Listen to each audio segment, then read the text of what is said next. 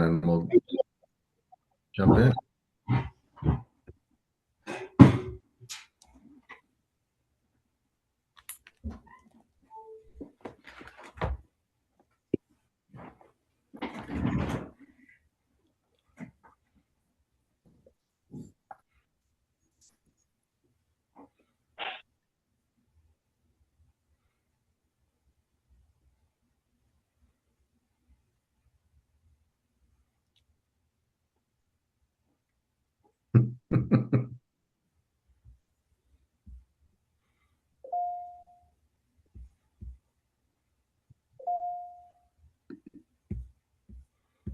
Rebecca, you're always showing up and making magic happen behind the scenes. Thank you for that. Let's jump in, everybody. Welcome. I know we'll have some other people that are going to be filtering in here, but my name is Gary Kineen. I'm the founder director of Seven Generations Ahead. We're in our 25th year, actually, as a sustainable communities nonprofit, and we do a lot of deep dive work in clean energy and local sustainable food and food waste reduction. We have a youth sustainability leadership program, and we also just do a lot of network and coalition building events, webinars, conferences, and so I always say to folks, if we don't have the deep dive technical expertise, we know where to get it, and that's really what this webinar is about. We've got some really excellent presenters, and I want to thank in advance Greg Coles from CELAC, who you'll hear from shortly, Brian Keller from Illinois Shines, and Becky, our own Becky Brodsky from Seven Generations Ahead. And we're, going to hit you with a lot of different things, from waste reduction and food recovery and composting to bus and fleet vehicle conversion to electric to solar on K through 12 buildings. So a lot to cover here. I want to thank in advance our SGA staff, Rebecca and Caroline and Jen and Becky and everybody else who worked, and Pem who worked on putting the webinar together. And I also want to thank Tony Henderson. I don't know if Tony is on the call yet, I'm but here, but thank you. oh, great. And Tony actually connected Seven Generations Ahead to CELOC and Greg and Cliff and Company. So really grateful for that. And then the other comment I wanted to make is that for all of you who are in K through 12s, playing different roles, if your role is more leaning toward, the All right, sounds good.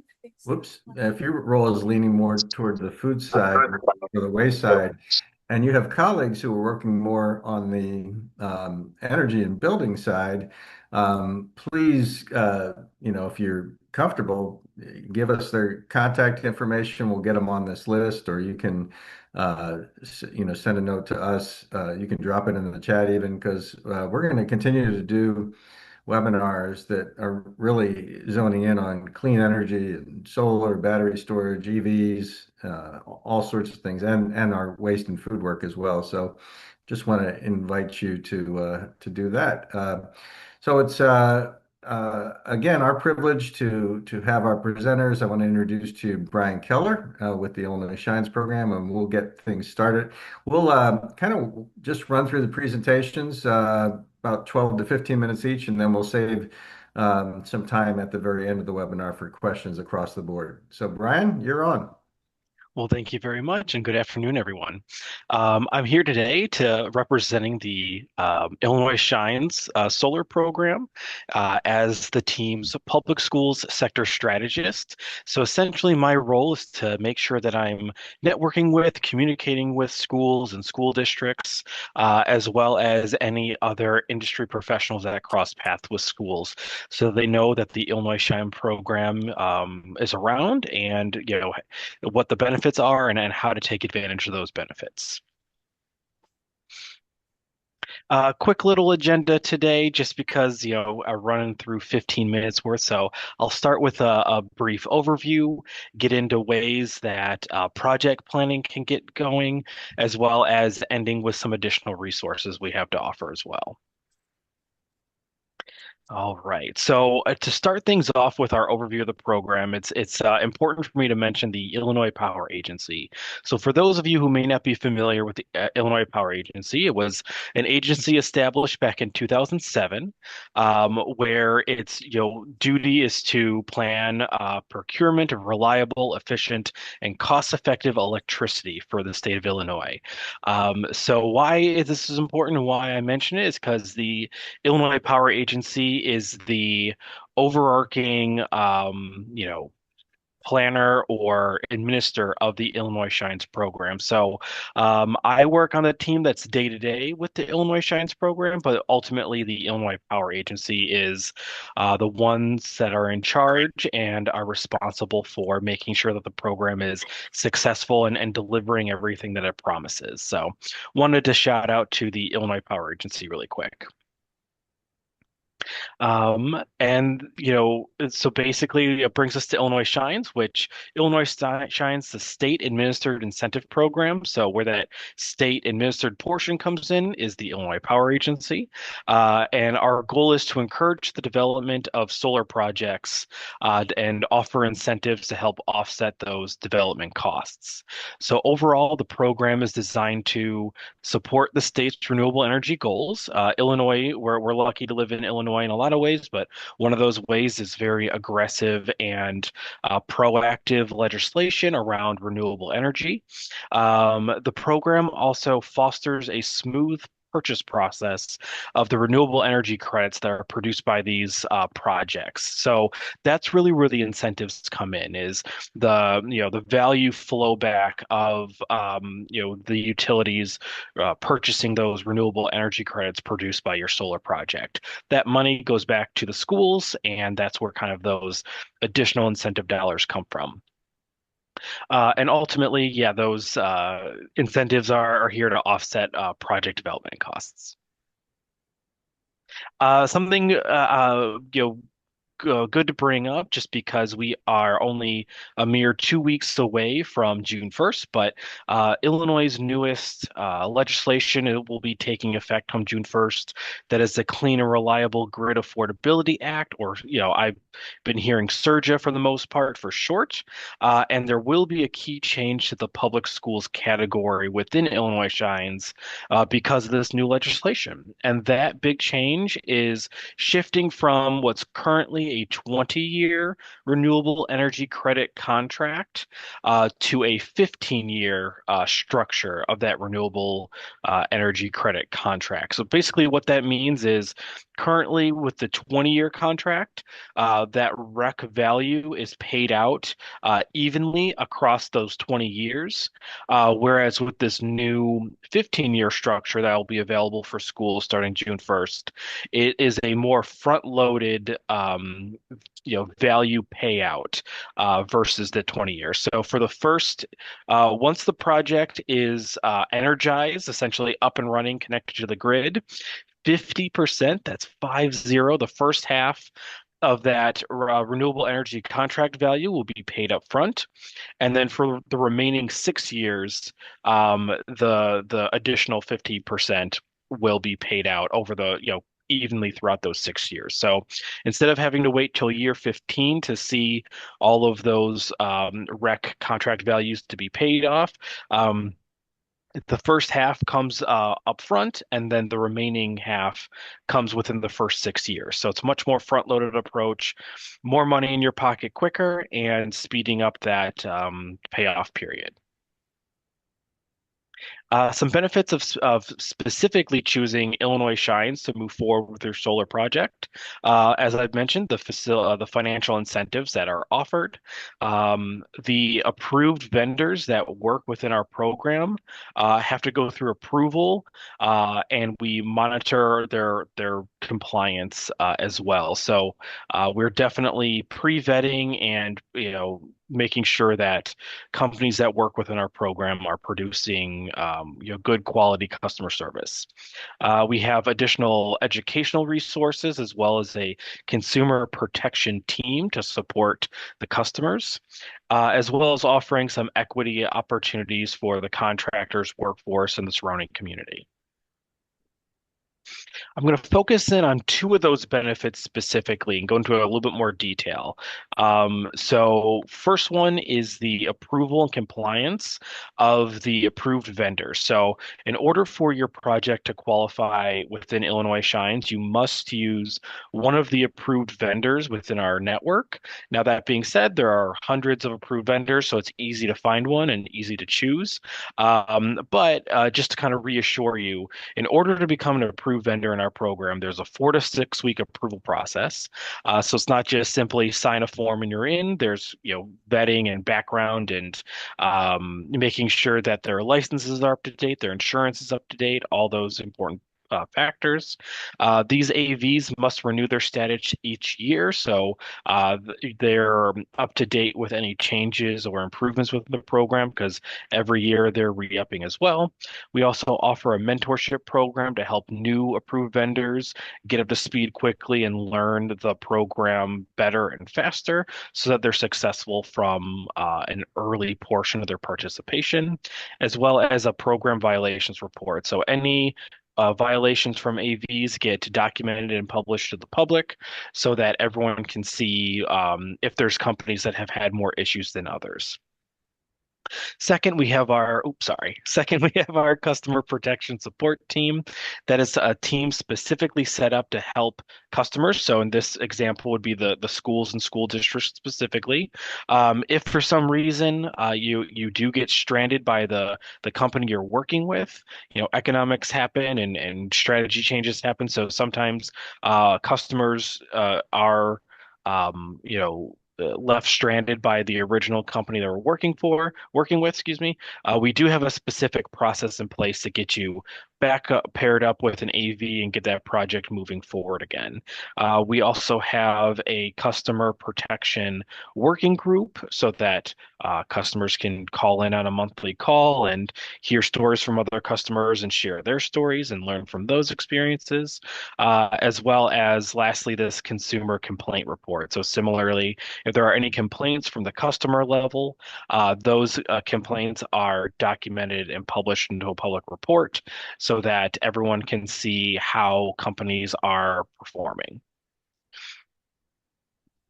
All right, so getting underway with project planning. So, a great first place to start if you're a school and you kind of have a lot of goals or aspirations, or just kind of need a little bit of a blueprint to kind of get yourself started. If a school has not already taken advantage of the public schools carbon-free assessment offered by both ComEd and Ameren, highly recommend. This is a report. An energy engineer will go to the school, do a full walkthrough, identify any energy efficiency and sustainability opportunities the school can take advantage of. One of those sustainability opportunities is solar and the solar potential of the school. So there is a dedicated section of their final report that goes through solar energy opportunities for the school. So you can kind of see where the school's starting and how to kind of proceed from there. And ultimately, I'm myself, I'm available for any additional support or additional conversations there.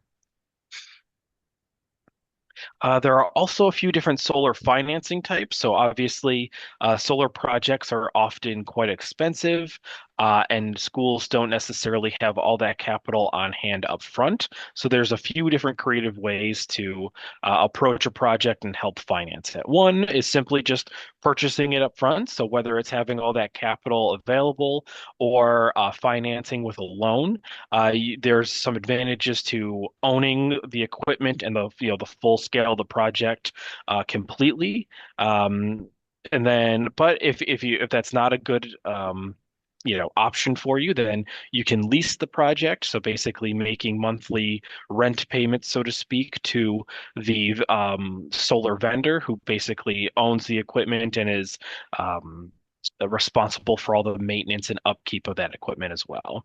And lastly, there's an option called a power purchase agreement, where once again, the solar vendor completely owns the project and the solar panels and all that equipment.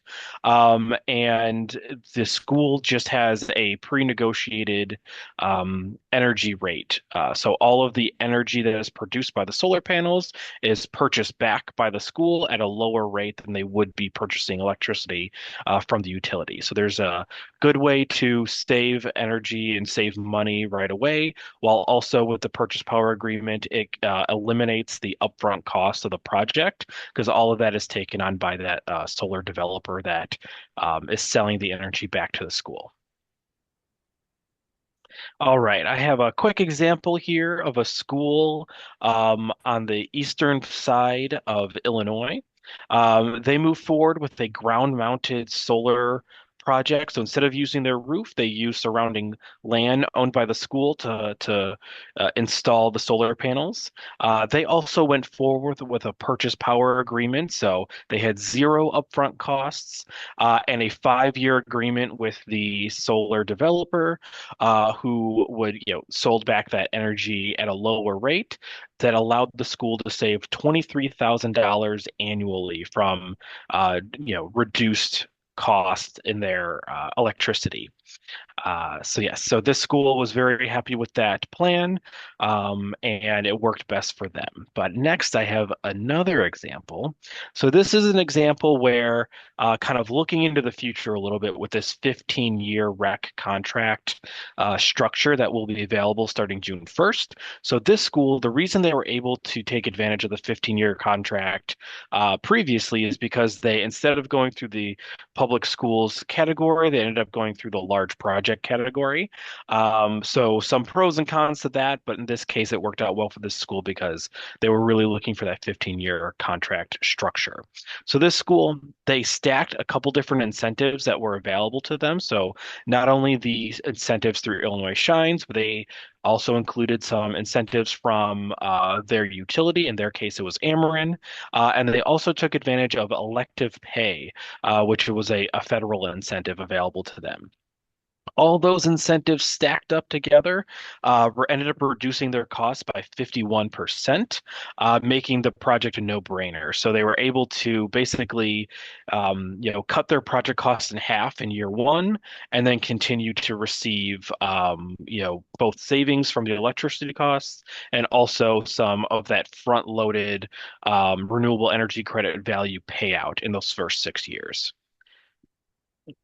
Lastly, here we also offer public schools workshops. So if you want to learn more or have deeper conversations about anything I've been talking about today, we can schedule a more one-on-one meeting with the school and go through more details, more nuance of the program, and use their specific situations and examples of that school to help answer these questions a little bit more.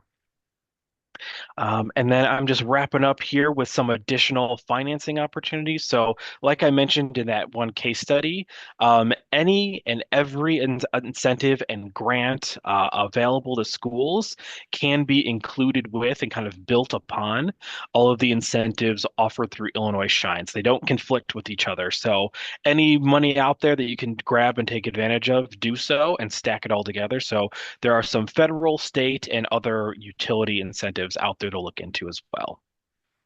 And then lastly here just are some additional resources offered on the Illinois Shines website, some documents and other specific kind of one-pagers that go into some details. So if you receive this presentation after the webinar, feel free to go through these links and learn more about the program.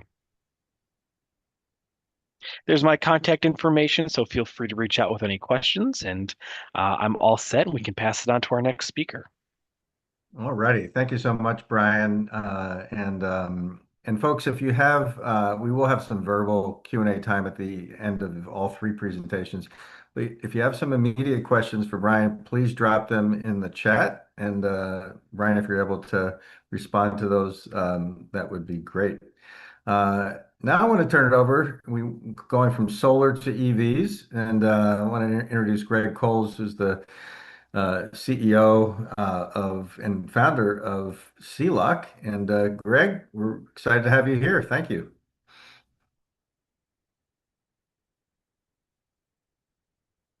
And you're on mute if you're talking. I can't see your. Yeah, that was me. I was talking. All right. All right. Yeah, let's get right into things. So my name is Greg Coles. I'm the founder and CEO of a company called Siloke. For those in questioning, Siloke is just my last name backwards. Nothing, intricate about the name. But what is intricate about the company is what we do. And what we do is it's pretty unique. We convert gas-powered vehicles to electric. And what we'll cover today is a few topics. First, we're going to cover the problem at the curb, which is problem. It's the diesel exhaust fumes. It's diesel particulates. It's basically poison to drive a vehicle, right? And our solutions to that is we repower vehicles. We don't replace them. Instead of spending $400,000 for a new or plus $400,000 plus for a new school bus, you come through our program, which if you're a ComEd customer can be rebated heavily, which means the barrier to entry is reduced highly. That means you don't pay a lot of money up front for these vehicles. You don't pay a lot of money, period, for these. And they are rebated through our ComEd program, our ComEd dealer network. And that's how we can get you electric buses. This is by taking your older, your problematic buses, or even your whichever ones you have you'd like to repower. And we remove the gas or your diesel motor and replace it with an electric drivetrain. A couple of other benefits to that is our pipeline, our workforce pipeline. We actually train local citizens and members of the community how to become electric vehicle conversion technicians. And then we put them to work converting the vehicles that we acquire for your school system. And that leads to our ecosystem. We call it our EV ecosystem, right? And our EV ecosystem is we generate taxable revenue and taxable income by creating jobs, bringing in resources, and of course, creating supply by incorporating all of those components that we need that are going to go into vehicles that are going to be used in your area or in your district. And of course, there's charging and resilience. We work with the local power companies, the local utility companies to bring in charging.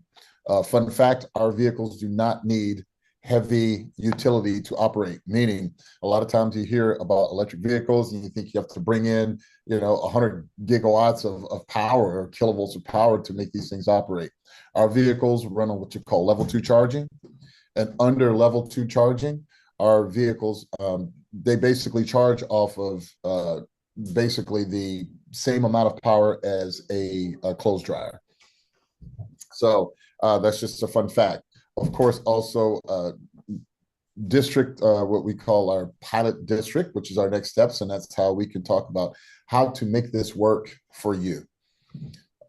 Okay, so as I just one of my philosophies to life is repowering your vehicle to electric is the truest form of recycling.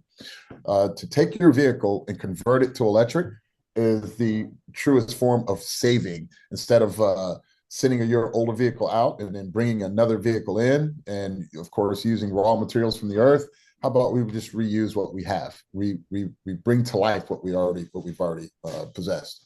All right. Now, grassroots to electrification. All right. Who we are an emissions reductions solutions company. What we do is we reduce emissions. How do we do it? We reduce emissions by, as I said, removing your old gas or diesel motor and all of those associated components, and then we bring in new efficient electric components, and we make your vehicle operate just as it was when it was gas, but about 90% more efficient. And what we do is we convert those vehicles, of course, while creating jobs. How we do it, it's pretty self-explanatory.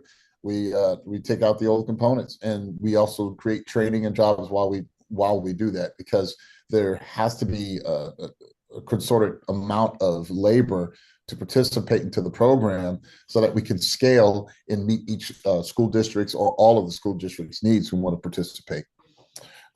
We started here in Chicago in 2024.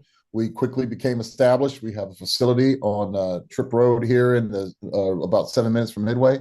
And now we're up and running, and we're converting vehicles. So, of course, here's some facts about diesel that we all know. There's about 25 million kids that ride these buses every day, and 90% of the buses run on diesel, right? That's about 8 times higher in cabin exposure versus ambient air. That means inside you're exposed to about 8 more times as much diesel through cavitation and exhaust. Next. We're built on 4 pillars. Okay, we convert the vehicles, we operate those vehicles in your districts, we create power and energy storage for resiliency, and of course for efficiency, and of course we train the local folks, not only our technicians but also the fleet operators, the school systems themselves. We create a training so that everyone knows how to adapt this new philosophy of ours, which is repowering vehicles. All right, so to electrify the buses in your district that you already own, here are the benefits. About 50% lower upfront costs in the newer bus, right? 80% less in fuel and maintenance.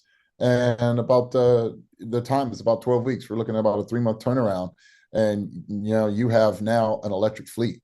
And of course, this work can be performed at our local conversion facility. So that means all of the funding associated with it, right? That all stays local. And that's a big deal to us, is to make sure that we keep our local economic ecosystem strong by making sure that the technology and all of the how can I say it, the technology and the sorry, I'm having lost words, but the funding all stays local. It's a big deal for us to strengthen our own economics, our economic community. Next.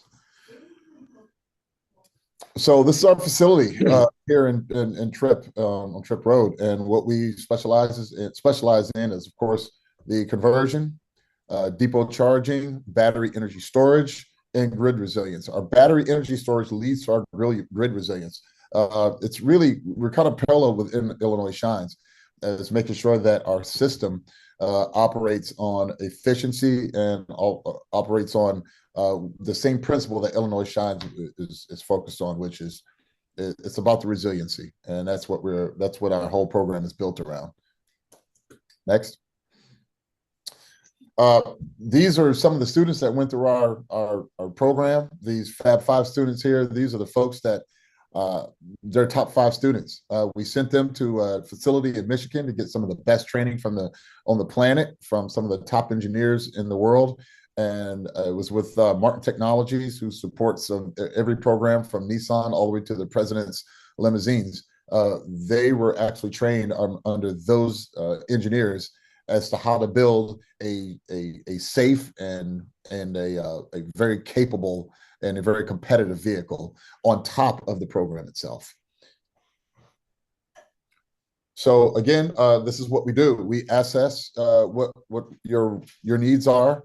Then we collect your vehicles, remove the old systems, we repower those vehicles, and of course, we do a parallel energizing system, meaning we make sure that your infrastructure is met as well as your mobility needs. So while we are building the vehicle, we're also working on your infrastructure. And like I said, our vehicles are designed because they are fleet vehicles. They don't need to be supercharged or DC fast charge.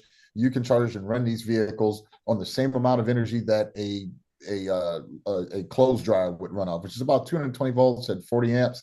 And you can charge your vehicle overnight and it's ready for deployment the next day. And all of this is at very little to no cost between rebates and subsidies through the state and through ComEd. Their goal is to make sure that we meet the sustainability goals of the state of Illinois and soon to be the country. And this is just a quick way, a fast track way to meet those goals. So what we special in is Type C buses. And of course, there's our third-party bus providers. And of course, we have about 40 buses anticipated to be built this year. And of course, we want to take advantage of the $5 million federal coffer that's gone towards the clean bus program, the clean school bus program. Next. So our flagship programs, our Type C flagship programs, excuse me, they go up to the typical bus, your typical bus specifications, which is around 65 miles an hour, 300 miles of range, Of course, the power matches what the power normally, what the output was when it was in its diesel form. And of course, our charging is level two. We do level two, which and CCS, which is our combined charging system. We specialize in level two because we want to mitigate as much upfront cost for charging as possible. We don't want to have a heavy industry or heavy utility brought in just to operate these vehicles. We want to make sure we have as light of a footprint and as low as an impact on the change, the change adoption, and as high as the impact we can on the actual efficiency. So therefore, we specialize in level two charging. As we said, we want to take advantage of the $5 billion EPA school bus program and the ComEd utility program. You combine those, we can rebate up to $220,000 a bus, which means we can cover that bus for just about 95 to in some cases 99% of the cost. Your charger, your level two charger, that is another program, another product that is supported by the ComEd electrification subsidy program. And of course, DC charger, if you want it, not necessary with our vehicles, but if you do want some in your area, of course, we support those programs as well. All right, predictable timeline. What does it take? Engineering scheduling is about 30 days, component acquisition, all the way to product and assembly. So between the training and the delivery and infrastructure, we're giving ourselves 180 days, but we're sure we can get this in much lower time than that. I've experienced 90, but we like to give a high expectation and make sure that we deliver on that. Drivetrain warranty, of course, we have a 3-year delivery, but our vehicles are built to last for 10 years. And of course, we have a 24-hour on-site on-call emergency response team. So that way we can answer any type of questions or any type of service that you need 24 hours a day. All right, it's about health. This is what it's about. This is the purpose of the Illinois sustainability goals. Health can equal wealth. You don't have to pay a lot of money up front to use sustainable energy, and we're proving that. Our budget falls well under the normal budget of an electric vehicle because we repower, and we're about the equity. We want to make sure that everyone can take advantage of this through jobs and through exposure of the vehicles themselves, and of course through the use of the vehicles inside of in your community, and reliability. Because we're local, we can support our vehicles being on these roads 24 hours a day, because you're not calling a tech support company in California or even somewhere on the other side on the other part of the world. We're right here in Illinois. So if anyone wants to have some one-on-one time, figure out how we can help your specific school or your district, this is my information at the bottom. Please shoot me an email, and we'll set this up. We'd like to come through, have a discovery call or meeting, figure out what the design is look like, and then what it takes to deploy our vehicles in your area or in your district. Thank you for your time. All righty. Excellent, Greg. And what a great project. Really excited to have you here to present. So we're going to go from not wasting old school buses to not wasting food. And let me introduce Becky Brodsky, who manages the Zero Waste Schools program with 7 Generations Ahead. Becky. Great, thank you. Yeah, just a slight change of gears, no pun intended, to food and waste reduction in general in schools. So just a little bit about our Zero Waste Schools program. We empower Chicago area schools to reduce waste, fighting both the climate crisis and food insecurity. And we do that through source reduction, recycling, composting, food recovery, and all sorts of other initiatives. Next slide. So since food and plastic comprise the majority of waste in schools, we tend to focus on those materials. Just some kind of crazy statistics to share with you. I'm not going to read all of these, but just highlight a few that we've come across in our work over the years, the nonprofit K-12 Food Rescue, and they are focused on specifically on share tables and recovering edible food. They've calculated that 1 billion unopened and unpeeled food items are being fed to landfills annually. And another study found that 31% of vegetables and 41% of milk are wasted in school lunchrooms. And then looking at plastic, just in general, about half of all plastic produced in the United States is just created to be used and then thrown away. So used once and then thrown away. And this is happening a lot. We see a lot of that in a lot of single-use plastics in school lunchrooms. Next slide. So aside from the environmental benefits, why should we reduce waste in schools? Lots and lots of reasons. We've got a few of them here. That gives students something very tangible and positive that they can do on a daily basis to combat climate change. We see a lot of students with anxiety about the climate and wondering, what can they do? Like, can they really make a difference? And they can. Schools are a great place to do that and to put their anxiety into action, to actually do something about it, to reduce their stress about what's happening. And it empowers students. It provides them leadership opportunities. It teaches them to value resources and not to treat things as disposable. And your school can serve for a model for other schools in your community. Next slide. So our work with the Zero Waste Schools program is guided by the zero waste hierarchy and the wasted food scale that you see here. Looking at both of these models, we see that source reduction is at the top before diversion. You'll notice that recycling and composting are somewhere in the middle. We want to move food and plastic out of the waste stream by not creating it, ideally by not creating it in the first place.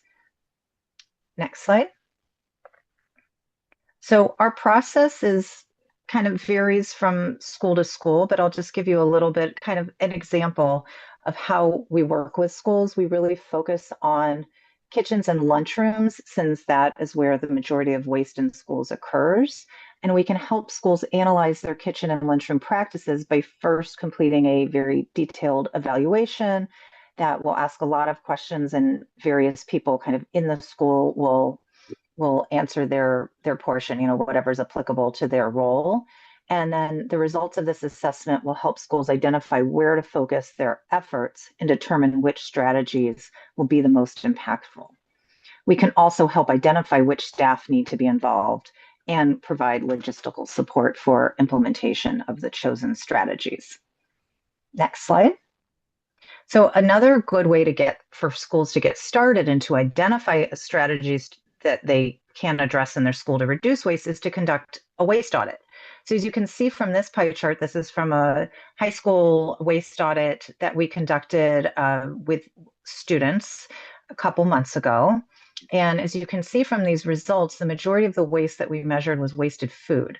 And that's this is by weight. So that is pretty typical in a school lunchroom. A total of 63 pounds that we measured were unopened foods from the school lunch and whole pieces of fruit. So those can easily be rescued through the use of a share table, which I'll talk about in a couple minutes. 205 pounds were food scraps or partially eaten food.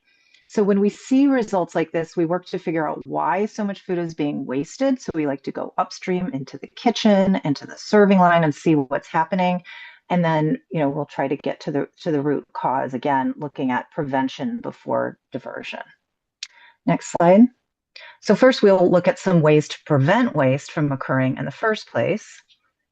So preventing food waste from occurring is offer versus serve is a great way to prevent food waste from occurring in the first place. It can save resources as well as money.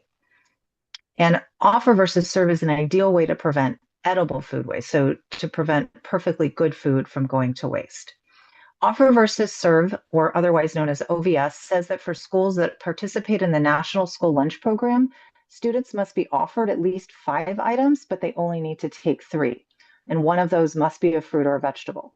As part of OVS, milk is not a requirement, and this is a very common misconception that we see in schools, thinking that all students have to take a milk, but they actually do not. OVS is optional in elementary and middle schools, but it's mandatory in high schools. So all schools in high schools in Illinois or in the United States should be participating in offer versus serve. Next slide. So as I mentioned, share tables are another good way to keep good food from going to the landfill. Share tables are a place where students may put school food items, so only items from the school lunch, unopened factory sealed items, or whole fruit that they took but they did not eat or they did not plan on eating. So depending on local health codes, those food items can be used in a variety of ways. So if the food is not eaten during the meal period by other students, then it can be redistributed throughout the school in a variety of ways, like for after school clubs, potentially snacks during the day, etc. Next slide. So setting up a share table is a very simple process. It's helpful to create standard operating procedures so that everyone in the school, everyone involved understands the procedures around collecting and redistributing the share table food. There are, training for staff is important, and for as well as for students, and some educational materials so everybody understands how, the proper procedures, how to collect the food, and also how to do it in a safe manner. There are some really wonderful resources out there, including our share table toolkit that we created. It's kind of condensed into all of the materials that you and the resources and the guidance that you would need. And then there's a new share table toolkit for schools created by University of Illinois Extension that is just an incredible resource and has all sorts of, in addition to the resources that the schools need for implementation, there's also a lot of information about the food safety aspect of a share table. So that can address could be school nurse or food service provider if they have concerns around food safety. Next slide. So moving over to single-use plastics, there are a lot of ways that we can reduce single-use plastics in the lunchroom. The most impactful change you can make is to switch from disposable foodware to reusable foodware. And we can provide the support to guide schools through that transition. There are also some shorter term, quicker changes that you can make that will still have a big impact and reduce your students' exposure to the harmful effects of plastics. Next slide. So waste diversion is the next choice after source reduction and reuse, as you'll remember from that zero waste hierarchy. Next slide. So this is what a typical school lunchroom looks like. A lot of garbage, just everything haphazardly placed into the bins, and bags and bags and bags, black bags of garbage headed for the landfill. Next slide. So we help organize lunchrooms and minimize waste through a sorting station that looks like this. Diversion through recycling and commercial composting. So in commercial composting includes everything that was once alive. So meat, bones, dairy, fruits, vegetables, any food, and also 100% paper products can go to a commercial composting facility. And so setting up diverting this in this manner, it's essential to waste minimization, since it is very hard to avoid all waste, especially as schools are beginning their zero waste journey. So a station set up with containers like this will encourage students to stop and think about their waste, where their waste goes. And they won't just be kind of just dumping in the nearest can. A lunchroom would have one or two of these stations with very clear signage.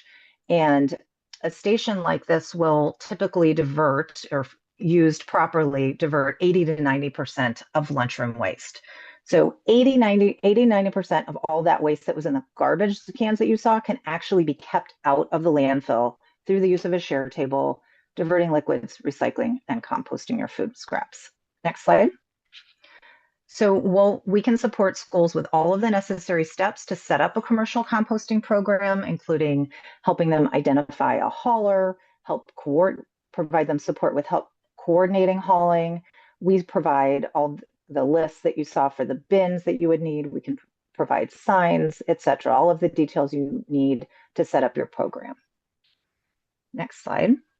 We can also support your school in setting up classroom recycling.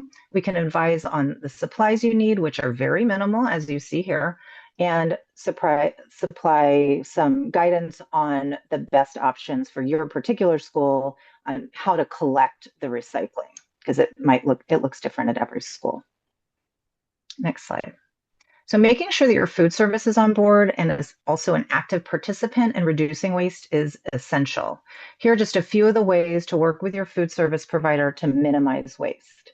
And again, these are things that we can support you with. If you're going out, if you're putting an RFP out for a new food service provider, we can help you with that to include waste reduction, waste minimization requirements in the actual RFP.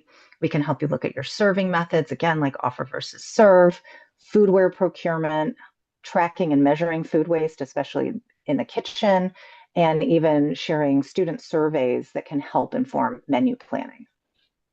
Next slide. So the benefits of minimizing waste in a school setting are just endless. Students will learn the value of food. You can get food to hungry students and community members through using share tables. You can save money by reducing your landfill pickups. So we will be creating less landfill. So you can reduce your pickups and save money that way. Leads to fewer trips to the dumpsters for custodial staff. We always get very positive feedback from custodial staff after implementing waste sorting in the lunchroom. Lots of student leadership opportunities, and again, can help contribute to your specific community's zero waste goals. Next slide. Lastly, here are some resources to get you started with some of the initiatives that I've talked about. Our monthly Zero Waste Schools newsletter not only highlights our work, but it also shares the latest resources and events from other organizations that are doing similar work. All of these links will be available on the slides that you'll receive after the webinar. And we would just love to work with you. So please feel free to reach out to us. We're happy to meet, to schedule first a virtual meeting and then next, a meeting at your school to help you get started on your zero waste journey and figure out what initiatives might work best for your school. Thank you. All righty. Wonderful, Becky. Thank you so much. I know that there have been, and by the way, all three presenters, you nailed it on your time. Super impressed. I don't know that I've been in a webinar where that's happened. But I know there have been some questions that have been asked and answered already in the chat. I've got a few, but let's open it up to just verbally if you want to take yourself off of mute or use the raise hand thing, and then we'll yeah, entertain any questions for any of the three speakers.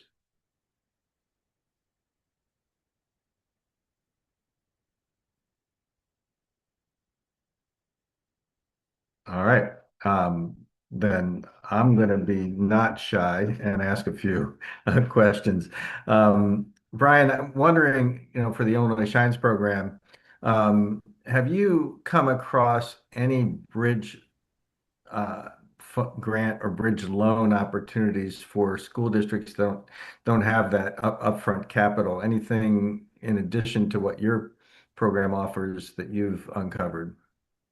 Yes, so there are some services available for that thing. So it doesn't happen directly through the Illinois Shines program, but I believe it is at least one organization that I am familiar with. And I believe it was also embedded in one of my slides, but I know I kind of brushed over it a little bit, is the Illinois Climate Bank. They offer bridge loan services with very low and reasonable interest rates so that schools can receive a loan for that upfront cost and then through kind of the savings they see from their project help pay that loan off pretty quickly. So yeah, that is definitely a service that is available and something that is usually a good help for schools to move forward with projects like solar. Okay, great. And second question, real quick. The Inflation Reduction Act, elective pay incentives for some sizes of solar are going to phase out this July.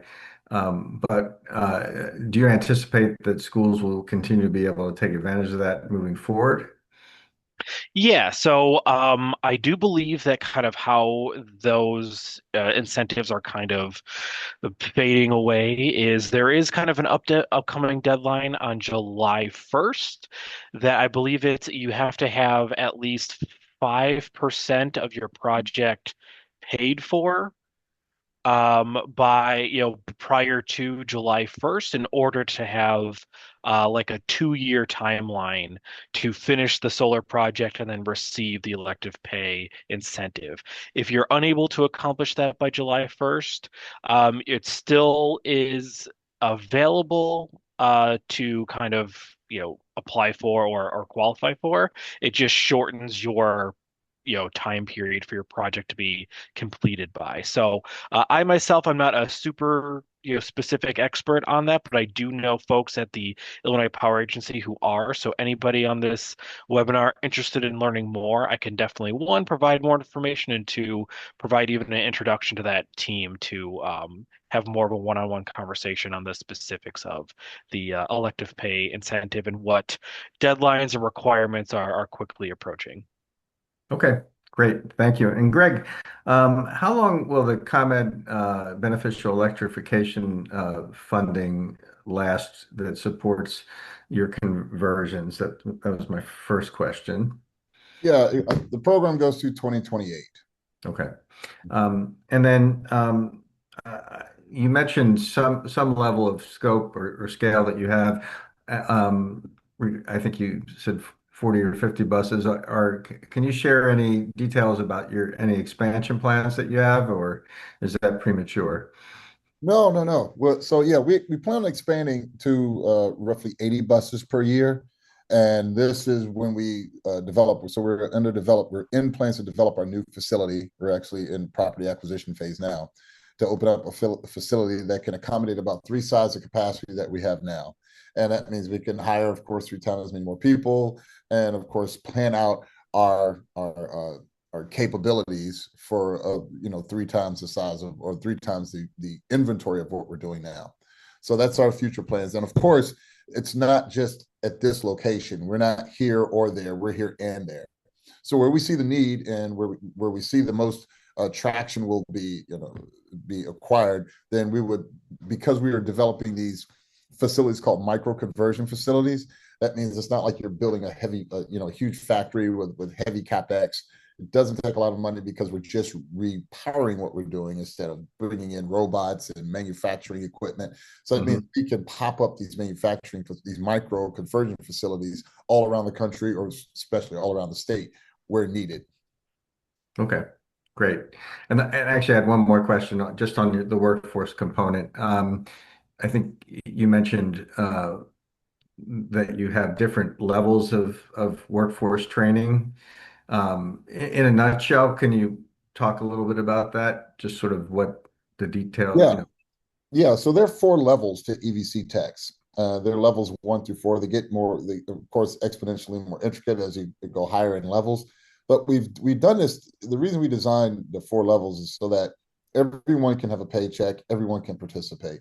There are folks that we understand who maybe, in essence, on the spectrum for their comprehension and reading and how they absorb information. And so we have jobs for them. We have jobs where you can do things around the factor that support levels 2 and 3. But then we have all the way up to level 4, which is what I call ActCal, which is activation and calibration, where it's heavy computational skills and academic skills. But what we've realized is that one job is no more important than the other. You have to have someone remove that motor. You have to have someone put it in. You have to have someone fabricate your components, and you have to have someone activate the system once it's in the vehicle. And they all have to work together. So it's very important to us that everyone have a badge, collect a check, and then sees their consorted input into making this vehicle roll. So that's why we have these four levels. excellent. Thank you. I see a hand raised. Is that you, Tony? Yes, it is. Yes, it is. Thank you. Thank you. And everyone, I'm really enamored by CLOC and what they do. I've seen it. And with Greg's permission, I haven't asked. They're having an open house. We're bringing some politicians, some school superintendents, something on the 19th of May. I really encourage you that are interested in actually seeing what it means to convert your school buses to electric and how it works. Greg, can we extend the invitation to those on the on this webinar? Yeah, absolutely. I'd love to have everyone here, and they can see the process and see what it takes to make a vehicle, roll off the line, and that you can get in and it's safe for your kids to ride in. So yeah. Mm. And then, Greg is underplaying himself. I mean, he's one of the few people in the Midwest that Tesla will actually let repair their vehicles. All right, Tesla. All right, and Goshen he will be training teaching at a Goshen, the $1 billion power plant that was just built in Kankakee County. He's teaching the course at Goshen. All right, so this is the guy in the state of Illinois. Everybody, this is him. All Okay, right. I'm Thank done. you. Thank you, Tony, for that endorsement. Love And it. I'm humbled. To me, it's just all in the day's work. I think that this level of technology and information should be kind of spread amongst the masses, and that's how we create mass adoption. It's really through education. If we knew it existed and knew how to use it, then of course it would be easier for us and less intimidating for us to adopt. So that's what our focus is on, is really creating mass adoption through education. Alrighty. And Becky, can you touch on a little bit on, some of the upstream strategies, both in relationship to food, but also plastics? Sure. As I mentioned, one of the best ways to reduce food waste, to just keep it from making it out of the serving line, is to use offer versus serve. And the majority of the schools that participate in the National School Lunch Program that we've worked with, we have seen they are doing offer versus serve, but they aren't necessarily all following it to a T. So when you're doing offer versus serve, it means you're not pre-plating items. You're not just putting food on a tray and handing it to a student. And this also helps give students agency, right? Like, it makes them feel like, oh, I actually get to choose. Like, when it's like a restaurant. Students, after talking to students about doing offer versus serve, they get really positive feedback because they're making choices themselves. So again, they need to be offered 5 items, but they only have to take 3. So that is, for food waste, that's like the best thing you can do. In addition to taste tests and surveying students and making sure you're serving food that your students actually want to eat, there's also the idea of, cutting fruit instead of serving whole fruit. That's much easier to eat, especially if you're thinking about younger students with their, loose teeth and all that. And they also don't have time to eat an entire apple. So there's a lot of ways when you're serving, looking at serving, that you can make it more appealing. And salad bars, there's a whole array of ways. And then as far as plastics, we can look at, again, like I mentioned, reusable foodware. So getting washable trays, maybe even starting with just washable utensils. Say if you don't have a dishwasher, there is a way to sanitize utensils without having a dishwasher.